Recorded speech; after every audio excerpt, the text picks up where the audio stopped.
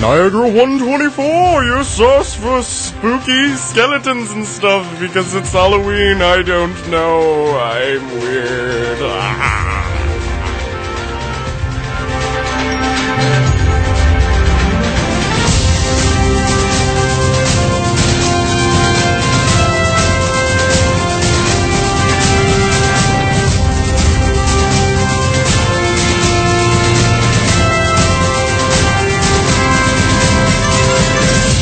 Neither of us actually feel like covering news today, but we have to, so here it is. Some lady is suing everybody ever over Ebola quarantines. Eric Frayne, that guy they've been hunting for, the FBI forever in Pennsylvania, he was captured and handcuffed with the handcuffs from the cop he killed. That is pretty awesome. And San Fran wins the World Series. That's all we got on 124.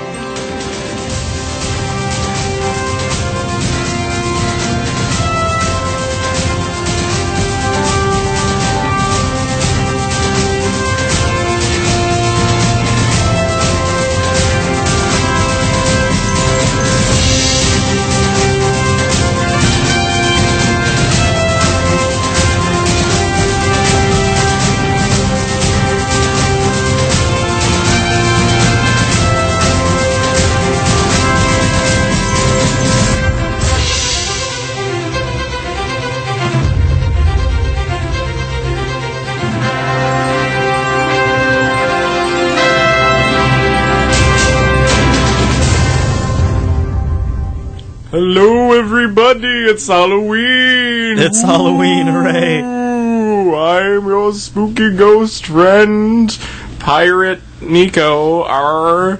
You're not a ghost. No, I'm just a pirate. Well, you're I'm just a pirate. I'm a pirate. Are you a pirate? Well, I'm dressed like a pirate. Pirates are in this year. Pirates are in this year. I'm Bobby. Hi. Yeah, what's Bobby being for Halloween? Nothing. Like, I just closet cosplay. What does that mean? Who are you being? You're being the kid from Big Hero 6. I tried to look like the kid from Big Hero 6. I tried to look like the kid from Big Hero 6. And he looks like the kid from Big Hero 6, except he's wearing his glasses right now. So yes. He looks like the kid from Big Hero 6 got hit in the face with, oh, there is a witch doctor outside of our window. I'm going to repel him. It's time to judge him like we said we would. I have a shrunken head. I am repelling him with my voodoo powers. I'm repelling him with my voodoo powers because I have a shrunken head. So confused. Be gone, ye! Be gone! Okay, we'll read his story because I think that's what he wants. Yeah, so, we had news for today, had news. Right? Were we going to discuss that real quick? We'll things discuss happen. the news real quick, and then we'll read the voodoo doctor story so he doesn't voodoo doctor us up. Okay.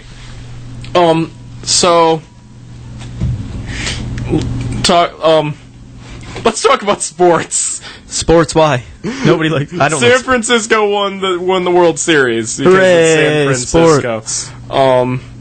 Spoopy, scary sports. What are you typing? But why do you have to tell people? I have to... because... I'm prone to breaking the fourth wall. Yeah, here we go. So Casey Hickox, when she came back from West Africa, she was a nurse, or doctor. She was treating Ebola. And she came back, and New Jersey put her in mandatory quarantine, to which she replied that she was being treated like an animal, forced them to release her, then said she was going to be in her voluntary quarantine at home, and now has come out and has actually left her home and said, I'm not quarantining myself, there's nothing to worry about. And now she's suing New Jersey. She's suing New Jersey for holding her in quarantine, and she said that if Maine passes, because Maine's considering passing like a law stating that if you go to West Africa, you have to be in a 21-day quarantine, she says she will sue them. She's basically suing anyone that tells her she can't leave.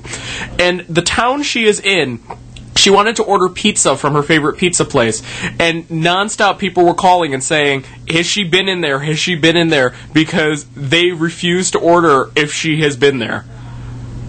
What? Yes, they don't want. If she's been there, they're not going to. They don't want anything to do with her because she never took a blood test. They test her way back, showing she didn't have any symptoms. They want her to take a blood test that says she doesn't have Ebola, but she's refusing. And now she's suing pretty much anything that isn't bolted down to the floor. All right. In other no commentary. In other really good news. So Eric Frayne, he was that guy that got that shot that cop in Pennsylvania. They've been trying to hunt him down for like a month now. Well, they caught him finally, and not only did they catch him, but just to add a little twist on that, they cuffed him with the handcuffs from the cop that he killed. And now he can possibly face the death penalty. And that's that story. News. And we just covered all of the news. Happy Halloween, everybody. We're going to the second half of our show, commonly known as... Well, just quickly, like, today's Halloween, so it's like, wow, let's do spooky stuff and read scary stories and, like, judge people with their Halloween costumes walk in front of the window, like... Yeah, we like will someone judge just you. did right now. Yes, and, we approve. I Please approve. don't hurt us. I approve, almighty Witch Doctor. So, that's what we should have played. We should have played Witch Doctor. We should have played Witch Doctor? Ooh, ee, ooh, ting, tang, walla, walla, Yes. bang, bang. Already a comment on our 6 minutes of news. Today's Halloween. Lighten up. We're going to be reading spooky stories. We're going to be reading spooky stories, That's guys. the news for today. Yeah, that was... Surprise. That was surprise. Surprise. So we're going to start with this one right here? Yes. Are we going to say who submitted it? Okay, so this is from... Whoa. Yeah, I apologize for that. This is from the Witch Doctor that was walking in front of us. That's all I'm going to say. Right. I pre-read this to make sure we could read it on air, and Nico hasn't read it yet. I haven't read it yet. You're going to get his reactions and my commentary on it. Yes. So let's go. Hold on a second, I want to adjust my mic, so...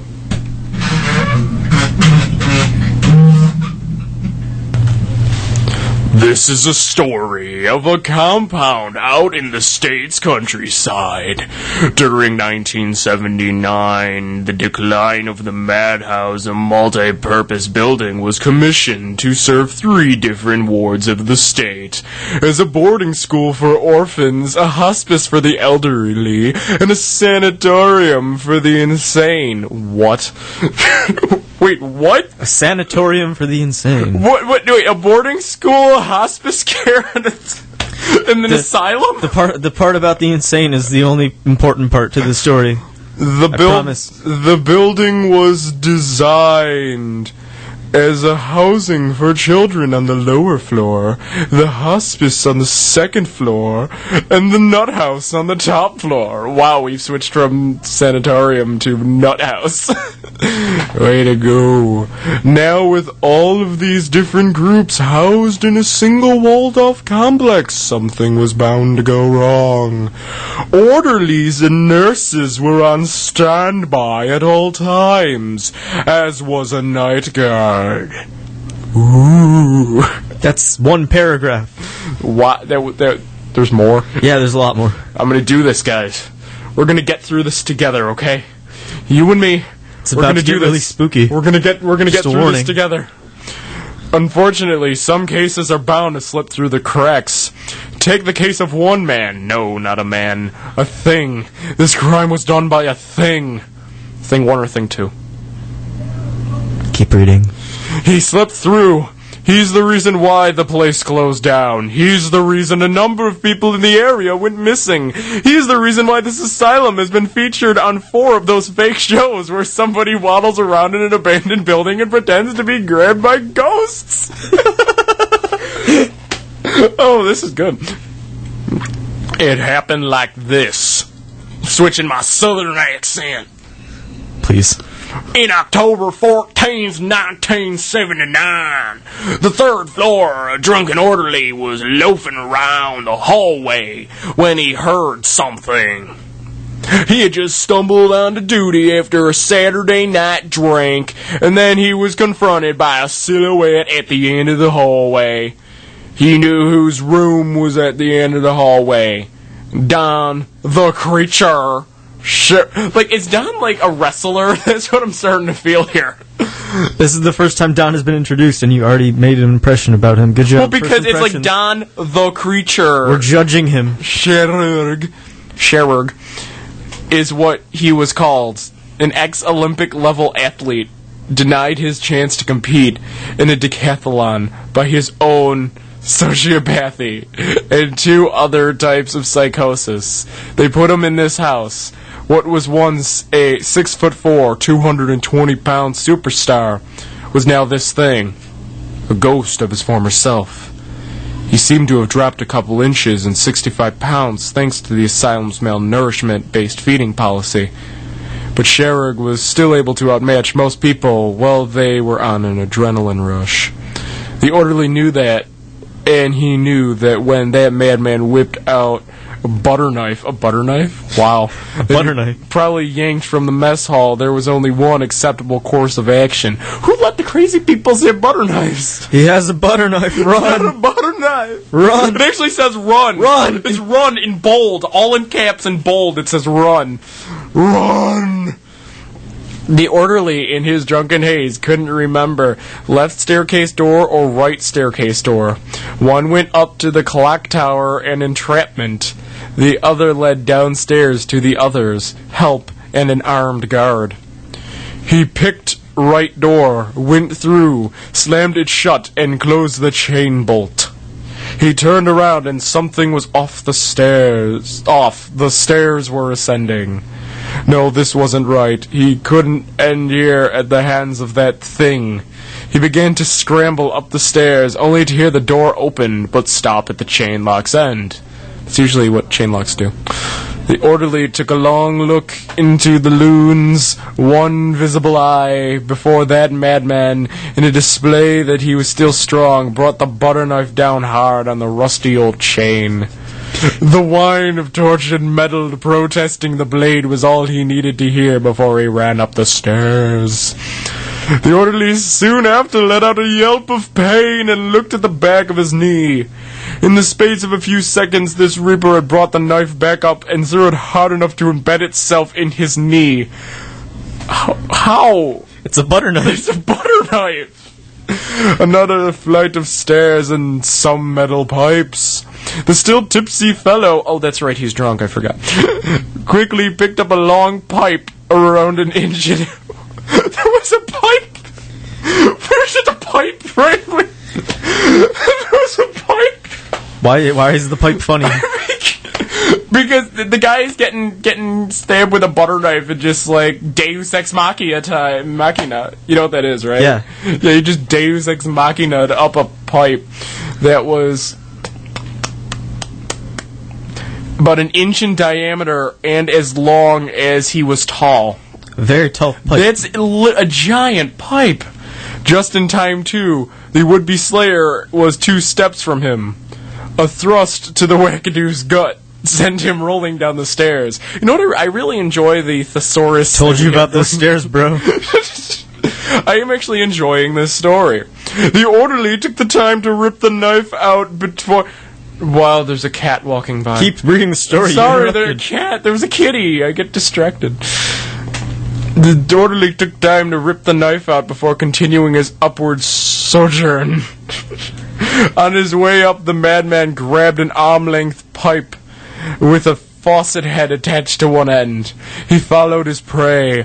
Now the final confrontation had begun, the drunk and the madman parrying one another's blows to get a feel for his opponent. All of a sudden, a wide sweep went low. The faucet head went where the knife had been, the man's leg. The madman had then done a 360 in the opposite direction while rising. 360 no scope. The faucet contacting the orderly in the upper arm with force enough to crack concrete. Or, an arm. Another spin in the opposite direction. This time the faucet became known to the man's temple. He fell down. It became known to the man's temple. The man's temple met the faucet. He met it. And they became very nice acquaintances. Yes. They went out for lattes on the weekends. When he opened his eyes again, the orderly had locked them with the madman, who, while never breaking contact, found his butter knife and drove it straight. This is too gruesome. I can't read this. He stabbed him in the neck with a butter knife. This is... It's a butter The knife. body was found a week later. The culprit sitting quietly in his cell with his eyes firmly locked on the door. He smiled when his eyes met the armed guard. The guard thought to save the world some trouble. I can't do it! I can't read this, Bobby! Why? I can't do it! No, I'm leaving! Can I finish reading it? You can just... Goodbye. Alright, bye. He left. He, got out of the room. I don't know what I'm doing now. Hello. Are you gonna come back? Hello? Alright, well, I gotta move seats so I can read the rest of this. I'm going to just... 1 minute. I'm now on Nico's mic. Hello. Where were we? He's calling in. How do I answer the phone? He never taught me how to answer the phone. Alright.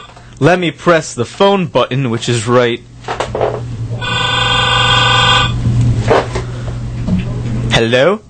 I can't do it. Hello? I can't do it, man. I can't read this stuff. He's screaming. He's not on the phone. I can't do it. Don't you understand me?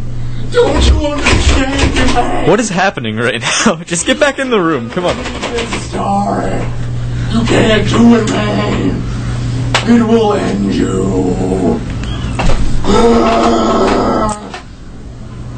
So, I didn't hear any of that, but, did anybody else hear that? Because he called and I tried to answer the phone, and I don't know how to work the phone. I couldn't hear it through my headset, but, I guess it went through. Alright, I'm gonna keep reading the story. Whenever he wants to come back in, he can. Nice job, Bobby. Hello? Hello? Hi. I'm gonna read the story now. What? You didn't read it? No, I tried to answer the phone. Don't do it! Don't do it, man! Don't do it! Don't do it! The guard thought to save the world some No! trouble. A 44 from his revolver took the grin from the wackadood's face. I warned you. The night after, strange things started happening. Warned you. Can you please be quiet? Thank you. Needless to say, the staff didn't like it. When a wall started bleeding, they called a painter. When candles started floating, they called an exorcist, who, when the candles fell, called the fire department. But then came Halloween Eve. The majority of the wards of the state had been evacuated to a hotel. But a few insisted on staying, along with the staff who wanted to put an end to this. Up until they found one of their number propped up in the bathroom, with Rusty Hoe planted firmly in the back of his skull. See, I'm just reading... You were reading it, by, ad-libbing, so all the grammar was proper. I'm just reading it the way it's typed here. The way our sender typed it. Within the hour, the decision was made to torch the building. So they did. As fire engulfed the building, the staff and remaining patients, along with the same armed guard, looked on in awe. Out of the doorway, a man on fire, at about 6'1" and 155 pounds, ran. The guard made eye contact with the apparition. It had the same dumb grin as the one borne by the face of the madman he put down. The thing of fire, while chanting, "I for fire, blood for blood, me for you," tackled the guard with the force of a truck doing 60. Red-hot hands around his neck were the last thing the guard ever felt. A nurse took aim with the fire hose and soaked the creature down to nothingness. Surprisingly, the guard was gone as well. All that remained of the struggle and madness was the burned building and a disappointing stain on the ground. And every year on Hallows' Eve, one from the group went missing. After they ran out, the townsfolk, after everyone moved, it was random. So everybody went missing. The end. Only one question remains now. Who's next? I posted on the Twitter that you need to get yourself a shrunken head to protect yourself from the voodoo man. So, I tried to answer the phone. You were outside, freaking out and trying to call, and I don't know if it worked, but I didn't hear you. Well then. It's entirely possible. What do we do now? We read the story. Any comments on the story from anybody who's listening? Wow, utter silence, Bobby. Come on, you're here, talk. Oh, well, okay, this story, contrary to my obnoxious overreaction. It was a pretty good story. It had no twist. Everybody died. Just everyone died, the end. Or they didn't die, they just all went missing. They just went missing, quote unquote. They all moved to a different city. Which was pretty weird, if you ask me. What are you doing now? Why do you have to ask me what I'm doing? Are you going to get back in your seat? Yeah, I'll get back in my seat. Alright. Jeez. See, this is why we usually talk about news. We're not so good at the not news. No, because you did some stupid freak out and ran out of the room. Well, it was... Why? Because, Bobby. Because it killed 11 minutes.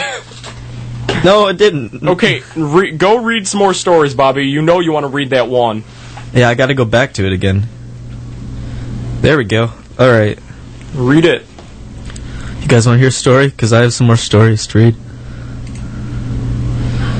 Yes, read it. Right, this one's called The Terrifying Pasta. Warning. If you have a heart condition, do not read this. You will drop the floor flopping like a fish while clenching your heart, seeing as you are having a heart attack. Also, I don't know if I should read this part. Don't read it. Alright. Here's the story. A few years ago, a man was walking down a road because his car broke down and he saw a car coming up behind him, so he stuck out his thumb to hitchhike and the car stopped ahead of him. He ran up to the passenger side and opened the door. When he opened the door, a skeleton popped out. The end. That was it? Yeah, that was it. That was it? That was sad. Yes. That is the skeleton popped out story. You're just like sitting here on your phone. Well, I'm just trying to do something. Read another. You got another one, don't you? Oh. Wow, the comments on this story though. Wait, what? What? You're just looking at stuff on the computer. Yeah, I know. Because I'm the one who wants to read the stories, and you're just sitting here like, what am I doing? I'm so confused. I know, because... Yeah. Come on, bro, what are you doing? Well, I just want to... What the heck? This is kind of funny. I just gotta make sure I can read this one. Okay. So this is... I just found this because my news ticker came up. So you know how... There's, like, lots of parents have rules that when their kids can start dating or when they're allowed to use social media and stuff, and they can't do anything to break those, you know, if they try to break those rules. I have another story to read when you're done. I know, but this is funny. What is this? So, one father in Louisville, Kentucky got creative with a punishment when he caught his 5th grader posing on social media as a teenager and with a boyfriend. And, so... Instead of, you know, like freaking out and stuff, he forces her to wear a t-shirt that says, I am 10 years old, carry a backpack with, like, Sophie the First from Disney Channel on it, and wear pink sneakers and little girl breasts. This might be the worst and greatest punishment I have ever seen. Why? Well, because... I have another story. I want to read it. Like, some people are concerned that this might be too embarrassing for her, which, yes, it is, but you kind of broke the rules seriously. You broke the rules and ran out of the room. Should I, like... Yes, Bobby, by all means, go ahead. I'm gonna buy, like... Never mind. I'm not gonna continue that. I'm gonna read the story. This one's about Nico. It's called The Boy Who Loved to Read, as he was reading on the computer while I was trying to talk. Once, there was a boy who loved to read. He read everything he could get his hands on, and loved going to his favorite bookstore. One day, the boy realized he had read everything the store had to offer. He confronted the owner and asked him if he had anything the boy had never checked out. The owner said, "Why, yes, I do," and pulled out a book called Death. He gladly sold it to the boy at a discounted price of $50. However, he warned the boy never to read the front page. Well, the boy returned to his house and read the book, and he was content. However, he always wondered what could be on that front page. It was always in the back of his mind. One day, The temptation was too much for the boy, and he flipped to the very front of the book and dropped the book in horror. There, in bold print, was MSRP $6.99. What?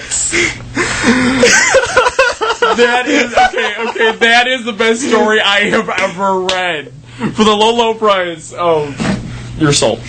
Oh my gosh, that is funny. So what I was doing was setting up something, Bobby. What were you setting up? Sent on Twitter and posted on Facebook. Done. Ladies and gentlemen, as a spooky Halloween gift to y'all,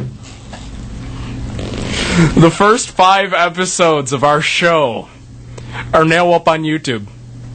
It's just audio, and it's in wonderful high definition 144 pixels. That's one. Okay. By high definition, I mean better than a rock, okay? Slightly better than a rock. Better than Iraq? No, but yes, guys. Congratulations! As a Halloween gift, you get to listen to the first 5 episodes over again. Yes, as if you haven't suffered enough. And then this one at some point in the future. Yes, and yes, we will keep updating it. So at some point in the future, you will be able to listen to us announcing the ability to listen to us on YouTube. On YouTube. Yes. Hooray! Are you going to read another story now? Yes. I like my stories better. Yes. So, you're with your honey, and you're making out when the phone rings. You answer in the voices, "What are you doing with my daughter?" You tell your girl, and she say, "My daddy dead." Then who was phone? Why? Because it was phone. you know, Bobby. You ask your girl, and she say, "My dad is dead." Then why was it $6.99? Why did you make me pay $50 for it? It was $6.99. Did you read this one yet? Yeah, I'm gonna read the Day of All the Blood. Do it. I have like a bunch of things on here. I was gonna read the Today of All to Blood. Today of All to Blood. No, you have to read it in an epic voice. This is to best pasta on the whole wiki. Don't read to rest because to rest is not as creepy as this. Scientific studies proved this. This is true. And these are some scientific studies that prove it. I assume that you don't read to rest up to wiki because it is not as creepy as this story with all the blood. My scientific study proved it. Lol, Rolf. Can I read the second one? Yes, go ahead. After reading this, I was scared. Very, very scared, and I blooded lots. A reader. Alright, this is the story. This is the story of a day where there was all this blood. A man was walking around and blood started coming out of him everywhere. There was so much blood that it filled up an elevator. He went to the store and there was just blood all over the place. People were slipping in it and they were all grossed out. He tried to go swimming and all of the sharks went nuts and bit into everybody. He got chased by all the vampires ever. One time the blood got a kid and a dog. At the end of the day, everyone decided they would send him to space so that he would stop getting blood everywhere. The scariest part is that the man was you, or he was a lady if you are a lady, and you forgot that this happened. The end.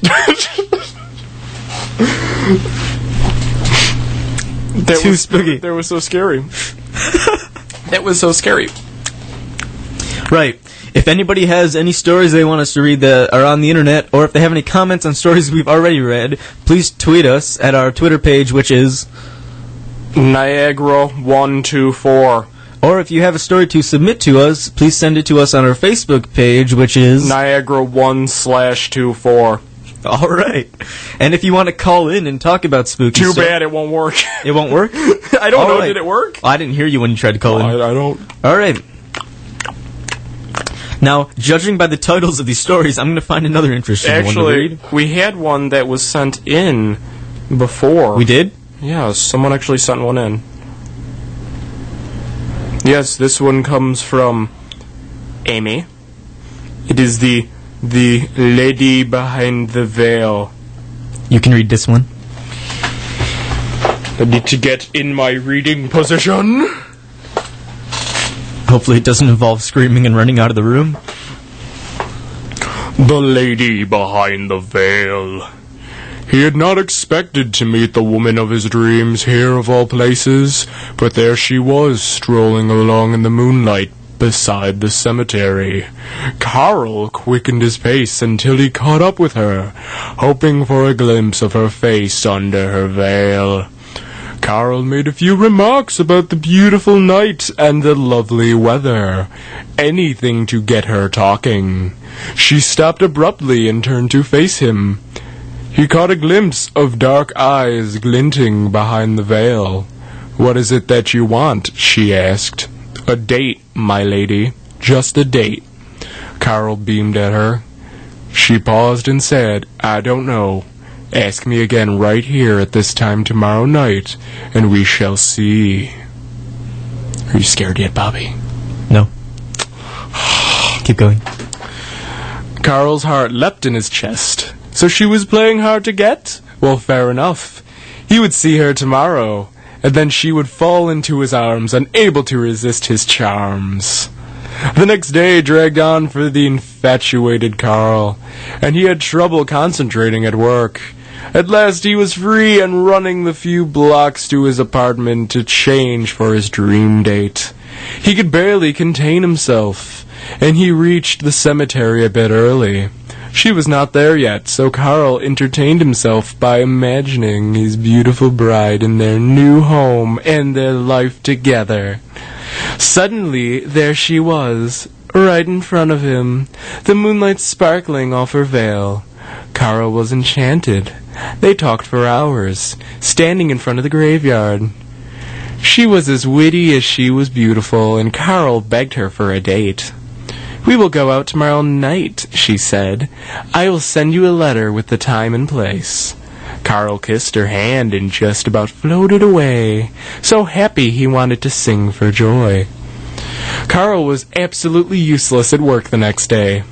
After work, he rushed home and found a letter in his mailbox. Eagerly, he read it, not pausing to wonder how she knew where he lived. Then he ran next door to show it to Doug, his neighbor and best friend. Doug was congratulating his friend on the new romance, until he went cold and pale upon glancing at her signature, Rosa Maybeck. He went to school with her. She died in a car crash their senior year. Could it be the same girl? How was this possible? Doug tried to warn Carl, but Carl was already in love. Getting scared yet, Bobby? Nope. Oh my gosh. Keep going. I already read this. Keep going. That night, as Carl hurried to the cemetery, Doug followed, certain that something very strange was going on. Carl bounded over to Rosa. "At last, we got out," he cried to her. We go out. We got out. I'm adding letters. At last, we got out. At last, we goat out. I'm sorry. I need to take off this coat. Excuse me. Bleat like a goat. Yes. He cried to her, "But first, my love, show me your face." At his words, Rosa pulled aside the veil. Back at the gate, Doug gave a gasp of shock and fear, for she had the hideous face of a spoopy, scary skeleton. Skeleton face. He was frozen in place by the power of the evil spectre, unable to warn Carl. Looking down, Carl only saw the glamour the ghost was projecting, a beautiful girl with long brown hair and deep blue eyes. As the skeleton's withered arms trapped him, the veil on his eyes was lifted, and he realized in one heart-stopping moment what abomination he was about to kiss. All at once the ground opened up, and with a shrieking laugh that rattled your soul, the spectre pulled Carl down into her tomb. The earth closed over Carl and Rosa as they were gone. Doug, freed from the ghost's spell, ran into the cemetery, shouting his friend's name in terror. But it was too late. Carl was dead, locked for all time in Rosa's arms. Turning point of the Skeleton War. The end. That was a good story. That was a serious story. Time for a not serious story. This one's called A Fresh Start. I've been possessed by a pirate. Yeah, you sound like a pirate, but you are a pirate right now. So I am a pirate. But pirates are in this year, so that's cool. Again. Hello, people walking by the window. Hello. Goodbye, people walking by the window. So long. Alright. Somewhere in West Philadelphia, you will find an old basketball court with a single ball lying in the middle. Is this going to be the Fresh Prince of Bel-Air? Pick it up and start shooting hoops. After a while, a small group of hooligans will approach you and challenge you to a fight, which you must accept. After the fight, you must go home and relay the events to your mother. She will then inform you that you have an aunt and uncle living in one of the districts of Los Angeles. Bel-Air. And out of fear, she will send you to live there for an indefinite period of time. With your bags packed, go to the street corner and whistle for a cab. The cab that will pull up will bear the word fresh on the license plate, and upon closer inspection, novelty fuzzy dice will hang in the mirror. Although you will suddenly realize that cabs like these are extremely hard to find, do not bear any thought to it. At this point, you must point out in front of the car and say, "Yo homes to Bel-Air." You will stop in front of a mansion, and it will be sometime between 7 and 8 o'clock, even though it would feel like you've been traveling mere seconds. Get your luggage out and say, "Yo homes, smell you later," but do not turn back to face the cabbie. Walk up to the door, look over your shoulder once, and then knock on the door 3 times. If you follow these instructions, your life will get turned upside down. The end. I actually want to hit you right now. For no reason other than you just read a creepypasta that is just the opening theme of The Fresh Prince of Bel-Air. Are you sure that's what it was? Yes. I'm not sure. You sure? It feels like my life's gonna get pretty turned upside down. Oh no. Yes, Bobby. I'm telling you, it's just The Fresh Prince of Oh Bel-Air no, theme. oh no, stalling. Oh no, what's going to happen? I'm so confused. I'm so confused and concerned. Oh my goodness. Oh no. Bobby, you having Oh, brain no. damage. Oh no. You getting brain damage, Bobby? Oh no.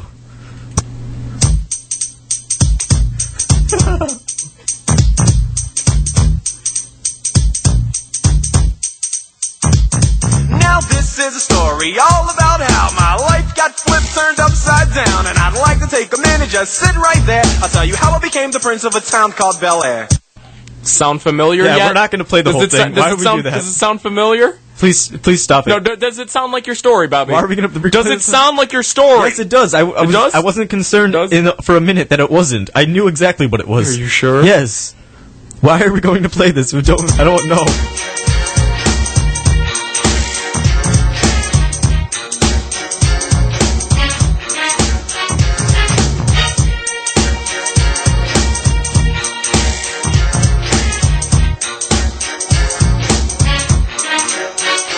In West Philadelphia, born and raised, on the playground is where I spent most of my days. Chilling out, maxing, relaxing, all cool and all, shooting some b-ball outside of the school. When a couple of guys who were up to no good started making trouble in my neighborhood. I got in one little fight and my mom got scared and said, "You're moving with your auntie and uncle in Bel-Air."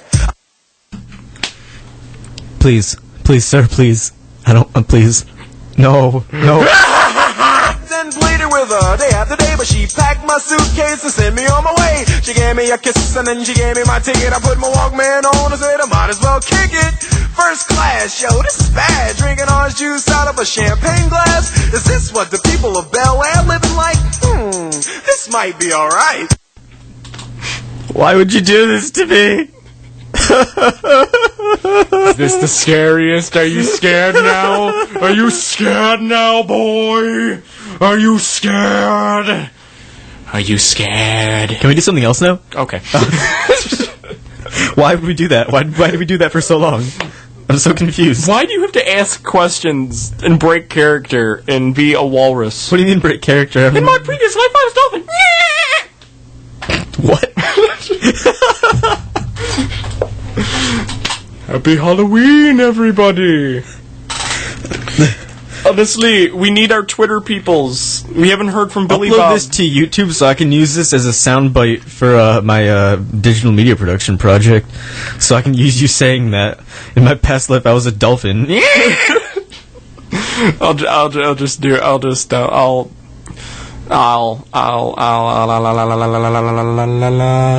Right. This story is called "Who Was Conversing with Me on the Cellular Phone?" Oh, first, shout out to Niagara Catholic or nah. I was sharing a passionate kiss with my romantic interests when my cellular phone alerted me that someone wished to converse with me. The man on the phone inquired as to what I was engaging in with his daughter. Assuming this man was my romantic interest's father, I explained the conversation I had to her. She informed me that her father was deceased. That is when I thought to myself, if her father is dead, then who was conversing with me on the cellular phone? And then a human skeletal structure appeared. That was just what? Who was phone? And then a skeleton popped out. Yeah, no. I love creepypasta. Here, I got one. It is called Last Words. Last summer, my brother and his friends went exploring in a cave about 3 miles east of my house. There was a cave-in, and when the rocks were cleared, photographs and a video camera were discovered. The photographs were generic: pools of water, pictures of friends walking, cool rock formations, the Power Rangers. But soon the pictures got much darker and blurrier, as if whatever was taking them was shaking or nervous. Whoever was taking them. What? Thank you. The lack of light was said to be because they were far down in the cave, but it was probably the cave-in. Oddly, the final picture was extremely blurry. It appeared all black. Yes, that's usually what happens when there's no light for a camera. Except for what appeared to be a figure coming at the photographer, mid-stride. Much more interesting was the video camera. It began with my brother, Eric, talking to one of his friends, a guy named Jeff. They were riding in Eric's car, discussing their trip. They had heard about unique rock formations and possible paranormal activity in the cave. Okay. So they decided to go there and explore. There were 4 people there. Eric, Jeff, Nathan. Jack. Why did Nathan sound like what? Nathan. Fast forward through the tape revealed nothing substantial. About 30 minutes after they entered the cave, a loud noise was heard. The camera spun around just in time to see the last shred of sunlight vanish. Tiny pinhole-sized rays of light peeking through the mounds of rock that had trapped them. They continued making their way down. They exchanged conversation to keep their nerves down, trying to repair their shattered nerves. The tape grows darker and darker as they descend into the cave, until everything is pitch black around them. Their only source of light was their camera, and the few matches they had left. Suddenly, when they had wandered up until about 9 p.m., the camera jerked down, stopping on a blurry shot of a rock. What happened? Oh, I just fell into some pit. There was a slight illumination at the edge of the screen, no doubt a match. The rocks shifted, and the camera was picked up by Nathan. He panned down, revealing his bloody legs. Eric then said, "I can't see the bottom of the pit. Man, I wish we at least had a candle." The camera was sat down, and the sounds of Nathan trying to climb out was heard. "Jack, can you hand me some more matches?" said Eric. Fast footsteps were suddenly heard, and then the sounds of a struggle. The final sounds were of my brother and his friends' distant screams. Then more footsteps. A grayish-white thing was seen crawling down the wall of the pit, but it was too blurry to distinguish. In less than a second, the lens cracked, static covered the screen, and then it ended. My brother's last words were, "Man, I wish we at least had a candle. Jack, can you hand me some more matches?" It seems to be a cliche that arbitrary statements are often a person's last statement. At least, I believe those were his last words. He may have screamed something as he was dragged away by who knows what. I'm not sure what happened. I wish we at least had a candle, Jack. Ha ha ha. Oh gosh. Candle Jack, though. Yeah. See, like, if any of you guys want to call in... No, don't call in. It doesn't work. when someone says Candle Jack, they just keep talking until something bad happens to...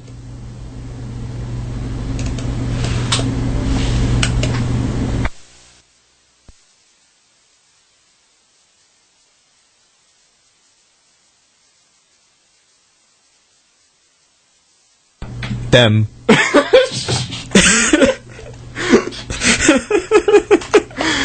Like, we're gonna look back on this episode when it's posted on the YouTube, and it's gonna be like, this is terrible. It's just spoopy. It's Halloween time. I just be kind of happy. like the images in the Creepypasta wiki right now are Child Protective Services, which you kind of get, a weird sunset, and Bill Clinton. Can you feel the sunshine? What? Can you feel the sunshine? Nope. You sure? Positive. Why? Because there's no sun out, Bobby. It's raining and dreary. But can you feel the sunshine, though? No. Alright. So, Bobby. I'm trying to find more things to read, because I like reading. How about Russian Sleep Experiment? That's like a scary one, though. I know. That's I why want to read stupid ones. Well, I'm reading a scary one. Alright. You just read one. It's my turn. Let me read one to read. Okay, Bobby. Find one. Hurry up, though. You take too long. I'm trying to read the story to see what's going to happen in it to determine See, you whether I can't can do read it that. or You not. just need to read it, Bobby. Alright, I guess I'm just going to read it. Go! I don't know what's happening And if here. something happens, you just... It's the apocalypse, Pete, yelled Jacob as an explosion lit the skies. Downtown, which was close to Jacob, was suddenly and violently filled with screams and bright explosions. Already having flashbacks to World War II, Jacob began to panic even more when he saw people shambling about, going to and from the location of the explosions. Pete, his loyal old dog, growled feebly at the people passing by. They appeared to be walking corpses, and this became clear to Jacob after another bright explosion lit the area enough for his old eyes to see clear enough. Jacob turned for his door and yanked Pete's collar. The old hound went tumbling in with Jacob as he slammed the door shut and went about setting the various locks in his house. After securely locking down his house and setting in place his window bars, he got up the nerve to take a peek outside. Out there, the sky flashed with explosions that rocked his house. Suddenly, a face popped up right in front of him. Startled, he fell backwards and onto his coffee table. "I know you're in there, old man," the person outside groaned. From the lighting inside his house, he could see the burn marks and missing flesh on the person's face. Shouting wildly, he hit the lights and ran to his bedroom, which was upstairs. Pete was right behind him. The man outside banged on his door. "Come out and join the party," he groaned in a dead voice. After a few breathless minutes, the banging stopped and Jacob figured the man would bring a whole horde of his undead friends back to get him. He reached into his dresser drawer and moved away his socks, retrieving a pistol. "They've been saying the zombie apocalypse was coming, old Pete. I read it on them sites.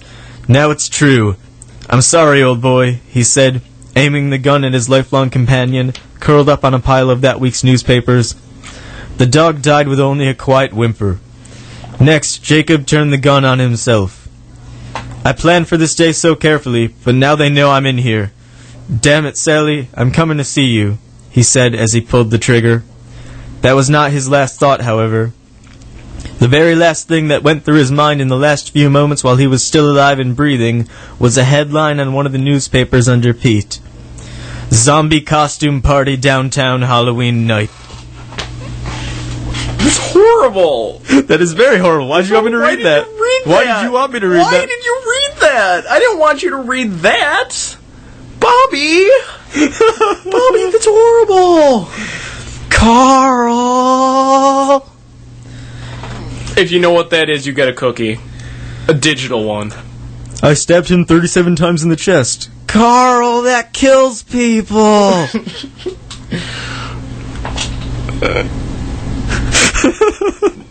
And the payment is baby hands. Why are they all white? You know, whitey's gotta pay. Wow. What? It's in the video. Alright. Have we been contacted on Twitter by anyone, or should we just keep reading stories? Scary story, midterms. Yeah, pretty much. Or as we call it here in college, finals. Mm-hmm. We call it finals For here. Halloween, I'm dressing up as my college tuition. I saw that on Yik Yak. That was on Yik Yak. Did you post that on Yik Yak? No, I saw it. You saw it on Yik Yeah. Yak. Yik Yak, man. Shout out to Yik Yak. Shout out to Or Yickety whoever Yak. posted that on Yik Yak. Whoever Yik Yacked. Okay, so let's get serious, guys. Serious? Yes. Are we ending with serious? We're ending with a very serious... No, we have to end with stupid. This is will a be true serious. story. This is a true story. This is a true Go story. ahead, read it. It's called the Russian sleep experiment. And those of you who have already read it, don't say anything. I'll ruin the surprise. Russian researchers in the late 1940s kept 5 people awake for 15 days using experimental gas-based stimulant. Long story short, because this story is very, very lame. What?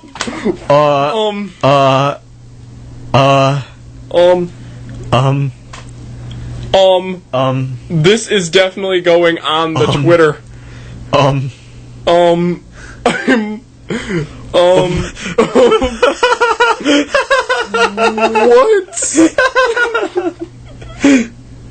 Yep, I put it on the Twitter. So you're not going to read the whole story? You're just going to skip to the end?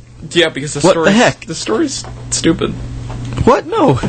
Oh, well, fine. You want to read it? I'll read it, yeah. Okay. I'll get it on my phone. You don't need it on your phone. It's right here. I can't see that far. You just... No! Why would you do this? Oh my gosh! Hello, I'm on a different mic now. I dragged him. Right. So, testing. Alright.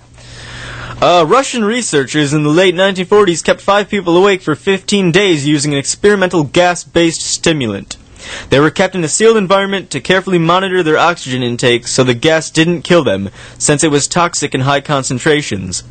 This was before closed-circuit cameras, so they had only microphones and 5-inch thick glass porthole-sized windows into the chamber to monitor them. The chamber was stocked with books, cots to sleep on but no bedding, running water and toilet, and enough dried food to last all 5 for over a month. The test subjects were political prisoners deemed enemies of the state during World War II. Everything was fine for the first 5 days. The subjects hardly complained, having been promised falsely that they would be freed if they submitted to the test and did not sleep for 30 days. Their conversations and activities were monitored, and it was noted that they continued to talk about increasingly traumatic incidents in their past, and the general tone of their conversations took on a darker aspect after the 4-day mark. After 5 days, they started to complain about the circumstances and events that led them to where they were and started to demonstrate severe paranoia. They stopped talking to each other and began alternately whispering to the microphones and one-way mirrored portholes. Oddly, they all seemed to think they could win the trust of the experimenters by turning over their comrades, the other subjects in captivity with them. At first, the researchers suspected this was an effect of the gas itself. After 9 days, the first of them started screaming. He ran the length of the chamber repeatedly yelling at the top of his lungs for 3 hours straight. He continued attempting to scream but was only able to produce occasional squeaks. The researchers postulated that he had physically torn his vocal cords. The most surprising thing about this behavior is how the other captives reacted to it, or rather didn't react to it. They continued whispering to the microphones until the second of the captives started to scream. The two non-screaming captives took the books apart, smeared page after page with their own feces, and pasted them calmly over the glass portholes. The screaming promptly stopped. So did the whispering to the microphones. After 3 more days passed, the researchers checked the microphones hourly to make sure they were working, since they thought it impossible that no sound could be coming with 5 people inside. The oxygen consumption in the chamber indicated that all 5 must still be alive. In fact, it was the amount of oxygen 5 people would consume at a very heavy level of strenuous exercise. On the morning of the 14th day, the researchers did something they said they would not do to get a reaction from the captives.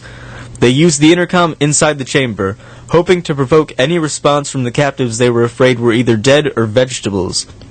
They announced, "We are opening the chamber to test the microphones. Step away from the door and lie flat on the floor or you will be shot.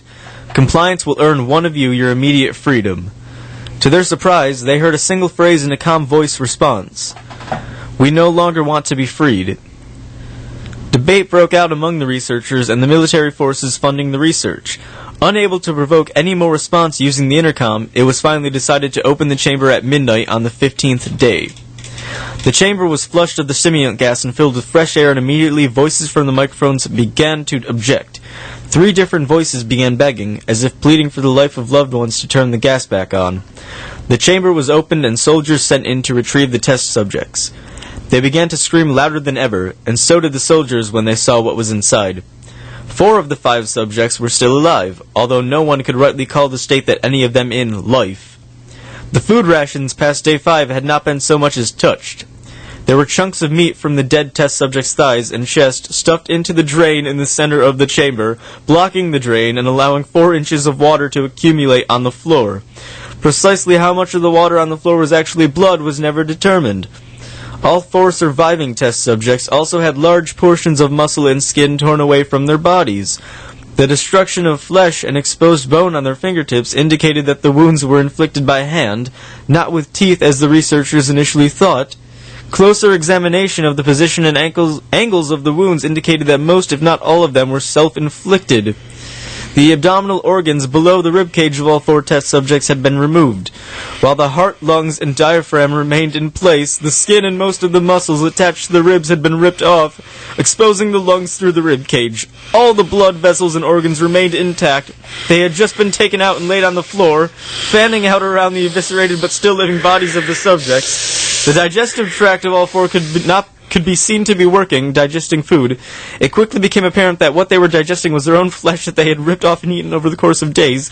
Most of the soldiers were Russian special operatives at the facility, but still many refused to return to the chamber to remove the test subjects. They continued to scream to be left in the chamber and alternately begged and demanded that the gas be turned back on, lest they fall asleep. To everyone's surprise, the test subjects put up a fierce fight in the process of being removed from the chamber. Should I keep reading this? Keep going. All right. One of the Russian soldiers died from having his throat ripped out. Another was gravely injured by having his testicles ripped off and an artery in his leg severed by one of the subject's teeth. Another 5 of the soldiers lost their lives if you count ones that committed suicide in the weeks following the incident.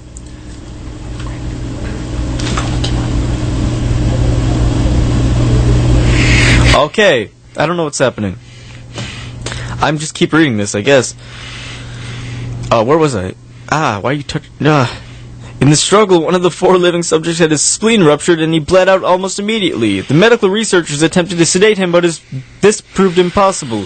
He was injected with more than 10 times the human dose of a morphine derivative and still fought like a cornered animal, breaking the ribs and arm of one doctor.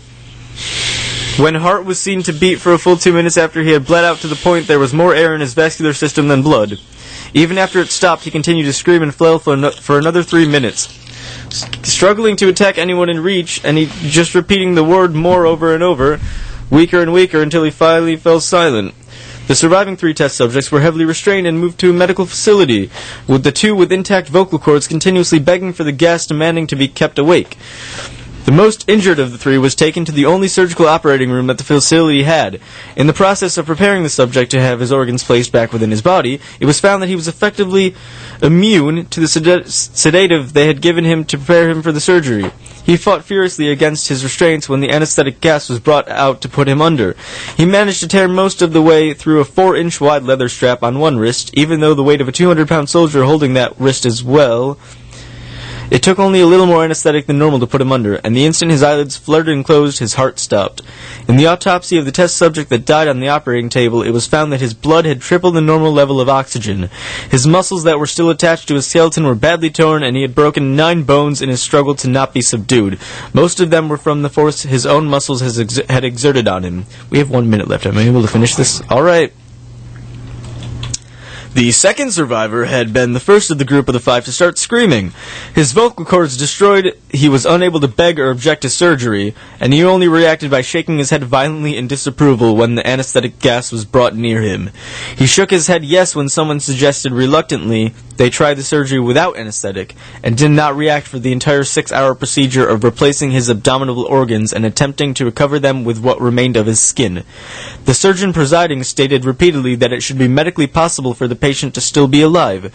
One terrified nurse assisting the surgery stated that she had seen the patient's mouth curl into a smile several times whenever his eyes met hers.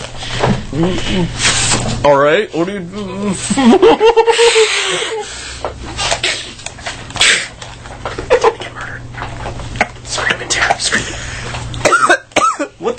What the heck? Okay. Why would you do that? Ah! Let go. Happy Halloween, everybody. We're not going to finish... Oh.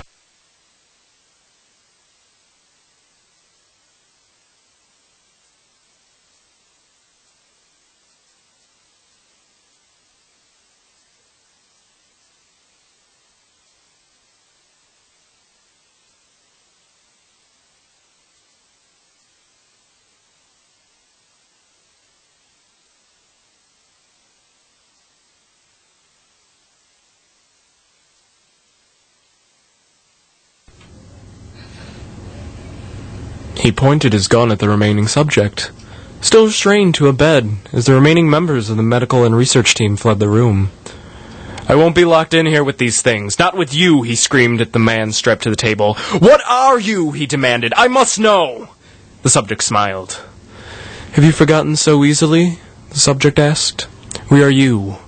We are the madness that lurks within you all, begging to be free at every moment in your deepest animal mind. We are what you hide from in your beds every night. We are what you sedate into silence and paralysis when you go home to the nocturnal haven where we cannot tread."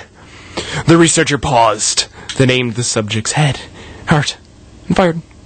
The EEG flatlined as the subject weakly choked out, "So nearly free."